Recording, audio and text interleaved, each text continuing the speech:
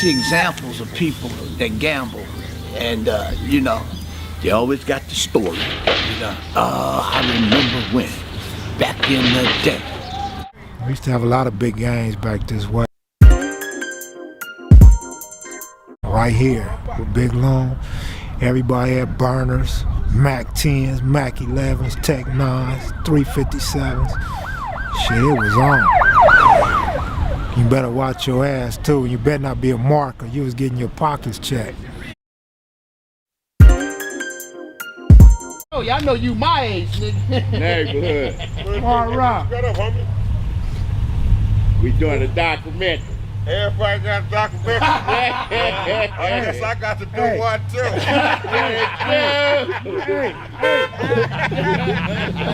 Ah, shit. That was Big Mad Dog from Rolling. Hell yeah, Mad Dog was getting it too. He's one of the big players in the dice games up this way. Like that.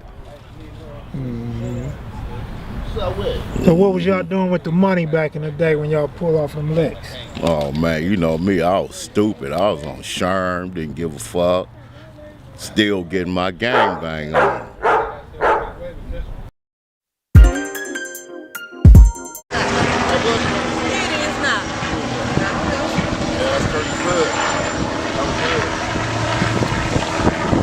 Sticks, come here, man. It was all Come here good. real quick.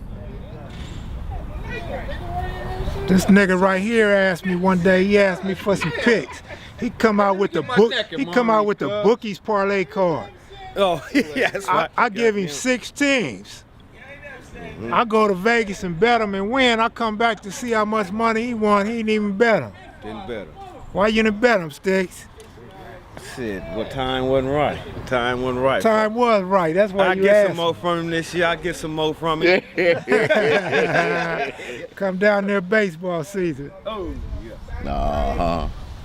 Not to forget my homeboy, Lamont Loco Bound, Big Paper Getter, Lil Way. Pulling off licks. I tell you, y'all started that shit, man. Man, this shit was fabulous. What about Stag? Stag did this shit, Pinky, Big Cat. Big Cat, Lil Cat, motherfucking ass. Yeah, we was getting it back in the day though, so as you can see, this neighborhood, it's the reason why they call it Rich Rolling, because they've been getting money from way back in the day. Yeah, in the 80s, man, you know, money was good back then. It was real plentiful.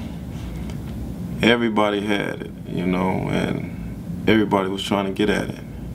You know, that was the mindset back then. You know, crap games up in the hills, you know, it's legendary, you know, as far as where I'm from, you know. We, you know, we did it big, man. What can I say? We did it big, man. It was an everyday thing, man, you know. You know, it was either you be there or be square, you know. Every day I'm hustling, every day I'm hustling, every day I'm hustling, every day I'm hustling. I used to have a luxury sport, and the big homies used to be like, you know, you ain't low riding until you get your real Chevy. So I went and got me a 1962 Chevy Impala 2-door. And at the time, you know, Kev had the Rag 64 and the Shaw. So I used to hit Kev up and be like, you know, what's up, Kev? Kev be like, you know, nothing, out here hitting the Shaw, getting this money, catching bitches. And I'm like, well, where you at? I want to pull up. And, you know, motherfucker pull up, and it was like all eyes on us.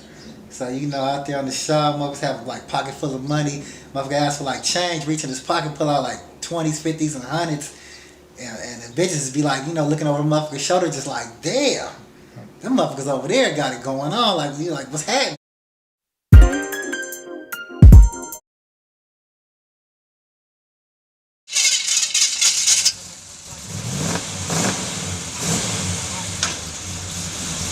You know, it was funny to see, you know, different cats that had come up the hill popping it, you know, because they done stumbled up on a bank or something for that day. you know, and they get in the game and feeling good and popping real slick, you know. What they fail to realize is that, you know, we was fucking regulars, you know what I'm saying? And it could easily be, shit, 10 dudes to, shit, 30, 40, you know, with a whole bunch of looky-loos around, you know, wishing that they was a part of it. We had a spot in the Dubs. Shit, we had another spot over here in the 30s. Yeah, so this is like some recent shit. We go down there. It's me, Kev, and Tom. We go down there. We go to Vegas, that is, and Kev just do it super big up there. Kev get us the suite, you know, the 3 bedroom, the 3 TVs, yeah, kitchen, jacuzzi, bathtub, just 3 of every motherfucking thing up in there and shit. And we go to the fucking dice table. Everybody know Kevin, that motherfucker. They at the blackjack table. The people that work there. Hey, Kevin, the pit bulls. Hey, how you doing, Kevin? Are you doing good today? And we was tripping out like, damn, all these motherfuckers that work in the gamble section of the casino. If you know about the gambling section, the casino it's a couple dice tables, the blackjack tables, the roulette table. It's the motherfucking whatever that shit is, that fucking spin with the money on it, the wheel. Everybody know fucking Kevin is coming up to Kev that work up in the LVA's like, how you doing, Kevin? I'm like, damn, it's white people, it's Asians, it's are Indians, and just like everybody that work in that motherfucker just know Kev. I'm like, damn, Kev, why everybody know your ass up in here? That shit just like freaked us out. You know, like, damn, you got the whole casino know you and shit. They know your whole background. Kev being that motherfucker gambling hard, be at the sports book. Everybody know Kev at the sports book.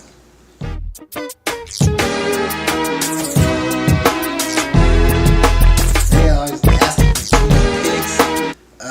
I done seen Kev hit the sports book so many times. It's like he go in there, reach in his pocket and pull out 3 or 4 tickets. You know, this ticket like 4,000, this ticket like 9,000, this ticket like 18,000. You know, and I used to be like, damn, Kev, you win all this with like the small was small, like the small money be like $45, $50. It'd be like $2,000, and then the other ones would be like 500 or 1,000. You know, for like 7,000, and then, you know, on up and shit for the major ones and stuff. But yeah, you know, Kev, they comp Kev on every motherfucking thing up in the casino. Whatever Kev want, they go out their way to give it to Kev. They, you know, Kev, if Kev is mad, Kev, we're sorry. How can we make you unmad? You want to go eat, Kev? The buffet is yours. Bring all your friends with you. You know, they respect Kev highly up in there, up in the LVH.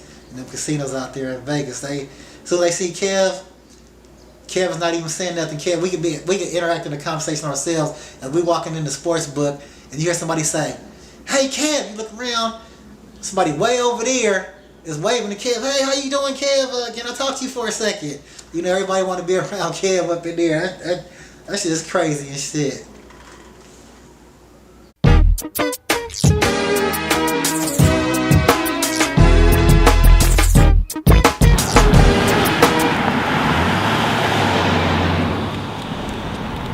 Been many a days where one time came and broke up the crap game.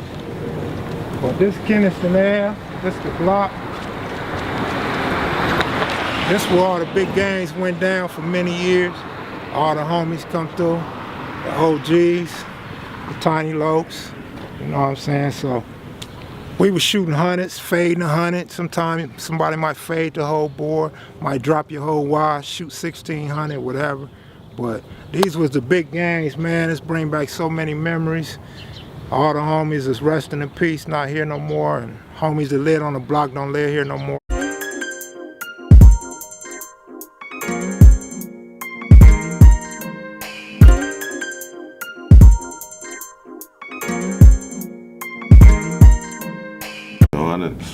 I done had homies that was, you know, young at the time, just sitting back watching and talking about how much money we used to have, and you know, they just couldn't believe it. Centinela is just right down the street, the next block, Inglewood. That's where all the Bloods are. And so we had a lot of confrontation with them over the years, just hanging out on the block, drinking, smoking, shooting dice, having a good time. That's just the way it is. The way it is. I mean, I come from a gambling family. You know, my granddaddy gambled, his daddy, my father. You know, I mean, that's what they did to make it back in the day. You know, 20s, carrying on, 30s, 40s. But man, to me, it's just ludicrous to me. I mean, I see examples of people that gamble, and you know, they always got the story. You know, I remember when, back in the day. Young dudes was just really fascinated by how we got out, man. Yeah, definitely. If you sprung and addicted, you know, like back then, everybody had a sack and everybody was copping a sack. Whether it was 9, like a quarter bird to a half a bird to a whole one, or even 27. You know, a motherfucker fresh off the dice table broke. You get a phone call and be like, "Well, whoop, you man want like 27 ounces." You're gonna be like, "Hey, Kev, come rob this dude, you know, and I'm gonna split the money with you." So, you know, we start hitting licks like that just to go gamble. Gamble was making the motherfucker just come across anything. You rolling down the street, you see a motherfucker slipping, you jump out, rob him or her, and you keep it pushing to build your sack back up to get to that fucking dice table. 89 was like a huge year, then 90, 91, 92, 93. Like 94 was like the last of the good years, really. I mean, as far as gambling goes, the slot machines, let's use that example. All right, you putting this money in there and it's almost out, almost out, almost. And I mean, like, come on, you got no control of that machine. It's a chip in there and it's gonna hit near miss all the time. Okay, let's go to the card games. First of all, somebody else's hand is in it. So, what odds you got of winning? You know, they controlling the game, not you. You understand? Just like this poker thing. You know, they got all these books and everything. Poker is nuts, guts, and luck. That's all it is. That's all it is. How big is your nuts? To bet and to bluff. And then about the only game I trust is craps. Why? Because it's coming out.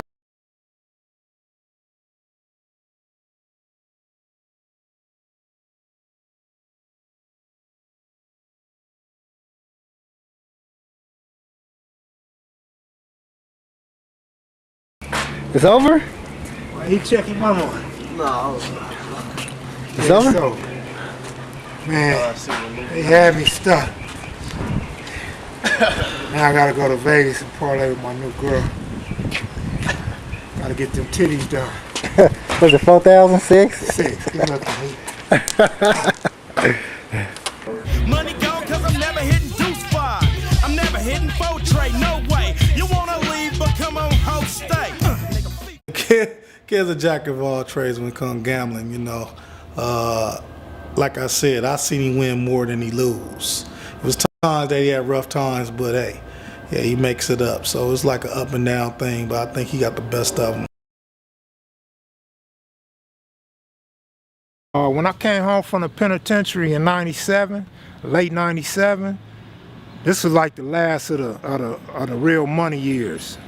That was it. Like going into the 2000s, man, everybody started getting broke. And then once this fool Bush got in the office, them 8 years tore the economy apart. Like 20, 21, 22, let's go to Vegas. We used to get kicked out the casinos, making cars out, making football cards in circus. Sit back and watch the game. Security come down and said, these niggas look young. Hey, y'all got to get up out of here. So ever since that, we've been going to Vegas back and forth. But of course, Kev's the Vegas man. He's there more than I am. Yeah, we've been going making bets since, I mean, we can go back to grade school till then. I remember we went with me, Kev, Lamont. We went there. We used to get our gamble on. I remember the times when I used to work at this very same shop. Used to get off at 7, just jump in the car around 8, go to Vegas. Kev get on the crap table. I try to do a little something. Hey, lose our money or shit come up, and I had to get back to this job at 7 o'clock. And that's how you could say it's addiction. You could say it was we was crazy or whatnot, but we had the fever. We had a gambling fever. We had to do it. March Madness. Hey, get him up out of here. Get him up out of here. Hey, I told this nigga to bring the motherfucking little portable. Get him up out of here.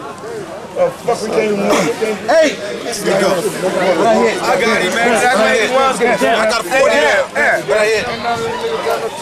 Gang on right now. Don't do that. Had no cable ready. Shit, we gonna have one. Don't you niggas got TV in your car? Hood. Go check the scope. In the dough. Just start right now. My man. He's 6'8" 40. He's done. Hood. No, that was good. Nigga, put that on your head. Hood. I seen a $54,000 ticket. I seen multiple $20,000 tickets.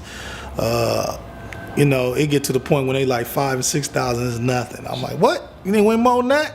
So that's you got a straight betting or parlaying or what? He parlaying, straight bets, teasers, shit. Kev do it all. I mean, you know, and it was sometimes I had to give him some tips. And I could kick myself in the head. I think I'm pretty good in doing it, but sometimes, you know, I don't have the courage, the balls, what he does. Have faith behind his bets. Like I could say this year, he knew I picked the Red Sox to win the World Series, and I picked Seattle Seahawks to win the Super Bowl. So, you know, but I ain't putting no money behind it. And the difference between me and him, he does it, and I don't. It's going down up in Vegas with the big homie. Checking out the games, trying to get big, win big. One of the reasons why you shouldn't bring your girl to Vegas if you serious gambling, you seriously chasing this money is, man, you know, they're gonna be distractions. You know, they're gonna be whining and crying and want your attention and your time, and really your attention and your time is really focused in on the game and what you betting on, and really just, you know, analyzing how the players is playing at the time. So, you know, you can either correct your bet or make go a different way during halftime, or if it's an end game or something, you know. So you got action at adjusting. So you got to really be focused on watching, you know, how the game is playing out. You know, you don't need no broad distracting you with an attitude and bad energy and all that, you know, because, you know, they sit there long enough. You know, women is very impatient, man. And they might start off cool, but then, you know, it's just a matter of time before they ready to go do something else. Or they can't believe that you spending that much time, you know, shooting at it, because it could easily be an all-day process. Hell yeah. Bitches be getting mad and want to argue and fight, fuck your whole trip up. Time is money, mine is funny. Yes. Trust me, she lying if she denying she love me. Make up your mind, you been on and off. Platinum Patron, come take shots with a boss.